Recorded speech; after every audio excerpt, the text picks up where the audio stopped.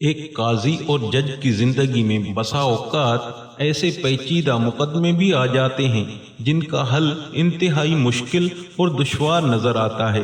دراصل اس طرح کے مقدمات اس بات کا فیصلہ بھی کر دیتے ہیں کہ قاضی کن صلاحیتوں کا حامل ہے اور عقل و دانش کے کس بلند رتبے پر فائز ہے۔ شیر خدا حضرت سیدنا مولا علی رضی اللہ عنہ کے کچھ دلچسپ اور مشکل فیصلوں کے بارے میں آج آپ کو بتاتے ہیں کہ آپ کے فیصلوں نے کس طرح پریشان حالوں کی پریشانی حل کی، دکھیاروں کا دکھ دور کیا اور آزمائش میں گھر جانے والوں کو آزمائش سے نکالا۔ یمن کے ایک آدمی نے اپنے لڑکے کو سفر پر بھیجا تو اس کے ساتھ ایک غلام بھی روانہ کیا۔ راستے میں کسی باتوں پر دونوں میں جھگڑا ہو گیا۔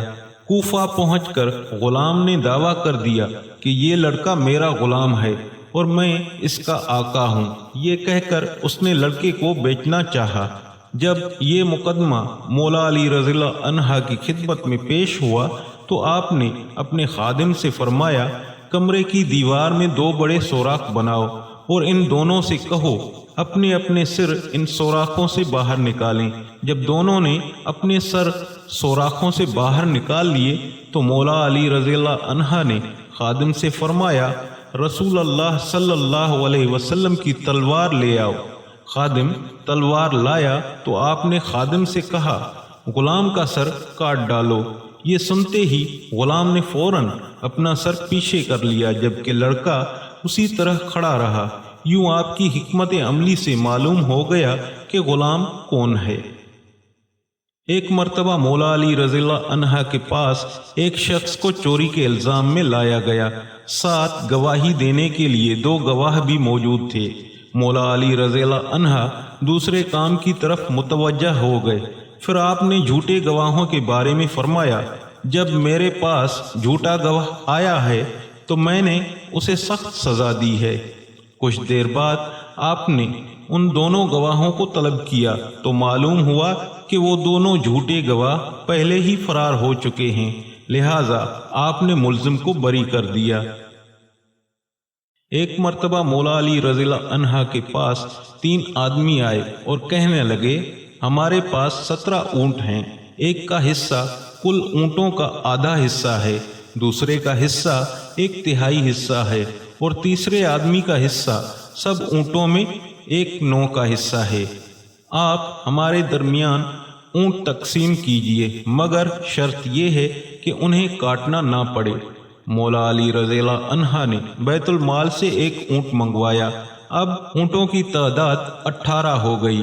پہلا شخص جس کا حصہ تمام اونٹوں میں آدھا تھا اسے 18 کے آدھے یعنی 9 اونٹ دے دیے۔ دوسرا شخص جس کا حصہ 1/3 تھا اسے 18 کا 1/3 یعنی 6 اونٹ دے دیے۔ پھر تیسرا شخص جس کا حصہ کل اونٹوں کا 9واں حصہ یعنی 18 میں سے 2 اونٹ دے دیے۔ اسی طرح آپ رضی اللہ عنہ نے حسن و تدبیر سے ایک مشکل مسئلے کا فیصلہ کر دیا اور 9، 6 اور 2 اونٹ ملا کر کل 17 اونٹ ان تینوں میں تقسیم بھی کر دیے اور کسی اونٹ کو کاٹنا بھی نہ پڑا۔ ایک اونٹ جو باقی بچا اسے بیت المال میں واپس پہنچا دیا گیا۔ 2 شخص صبح کے وقت کھانا کھانے کے لیے بیٹھے تھے۔ ایک کے پاس 5 روٹیاں جبکہ دوسرے کے پاس 3 روٹیاں تھیں۔ اتنے میں ادھر سے ایک شخص گزرا، ان دونوں نے اس کو بھی اپنے ساتھ بٹھا لیا اور تینوں نے وہ 8 روٹیاں مل کر کھا لی۔ تیسرے شخص نے جاتے ہوئے 8 درہم ان دونوں کو دیے اور کہا، میں نے تمہارے ساتھ جو کھانا کھایا ہے اس کی یہ قیمت ہے، تم اسے آپس میں تقسیم کر لو۔ اب ان دونوں میں تقسیم پر جھگڑا ہوا۔